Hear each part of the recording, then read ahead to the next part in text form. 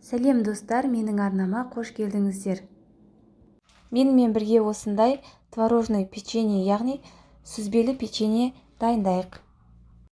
Арасы толық піскен, дәмі өте дәмді, тіл үйреті, міндетті түрде жасап көріңіздер.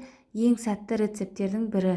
Менімен бірге болып, видеоны соңына дейін қараңыздар. Құрамы қарапайым, жасалуы оңай әрі тез.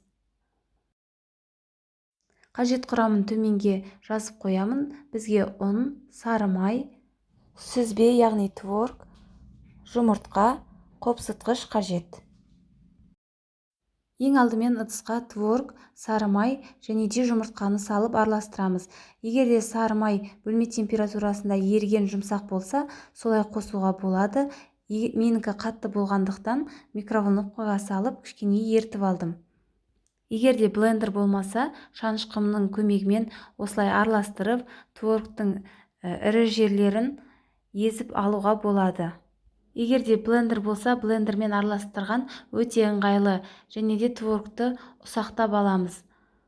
Осылай бәрін жақсылап араластырып аламыз.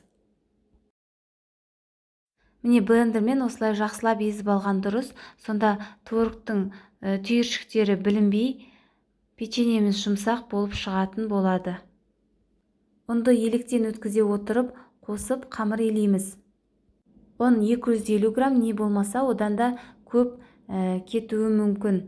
Яғни ол біздің творогтың ұнды қалай сіңіретіне байланысты.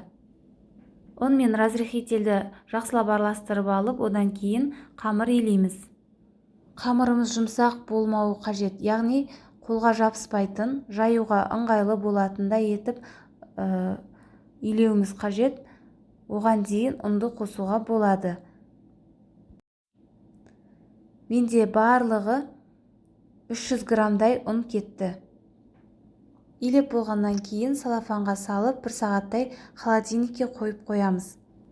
Міне осындай біркелкі жұмсақ қамыр болуы қажет.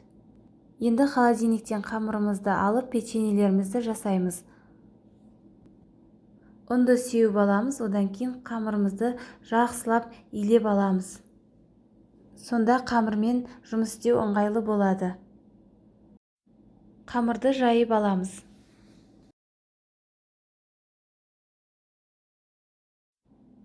Қамырды жұқа етіп, өте жұқа етіп жаймаймыз, яғни қалың болып кетпеуде қажет.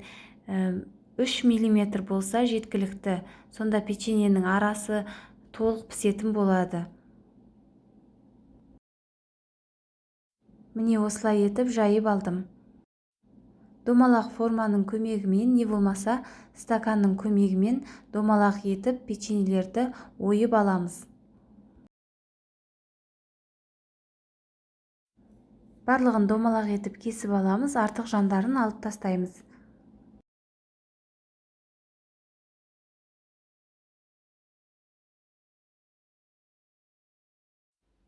Барлығын домалақ етіп кесіп алдым. Артық жандарын қайтадан жайып, осылай домалақ етіп кесіп аламыз. Енді тарелкаға қантты салып аламыз. Осылай печеньені батырамыз, ортасынан бүктейміз. Тағы да батырамыз, тағы да ортасынан бүктейміз. Бүктеген жағымызды тағы да батырып, осылай видеодағыдай қайталаймыз. Ыдысқа пергамент қағазын төсеп аламыз, печеньелерді саламыз.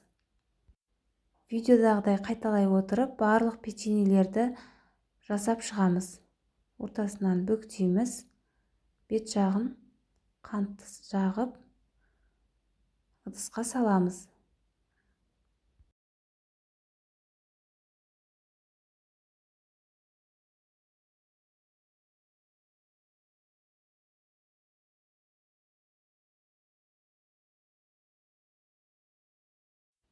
Міне печеньенің барлығы дайын. Осылай дайындап ыдысқа салып аламыз, одан кейін пісіреміз. Печеньені алдын ала қызып тұрған пеште 180 градуста 30-35 минутта пісіріп аламыз. Яғни қызарғанша ұстаймыз. Міне 35 минутта пісіп шықты. Печеньелеріміз дайын. Толық суытамыз. Толық суығаннан кейін ыдысқа салып аламыз. Қараңыздаршы, қандай әдемі печенье болып шықты. көп уақытты да алмайды. Иісі деген өте керемет. Сіздер де жасап көріңіздер. Балаларыма өте қатты ұнады. Сіздерге де ұнайтынына толық сенімдімін. Ас болсын. Менімен бірге болғандарыңызға рахмет.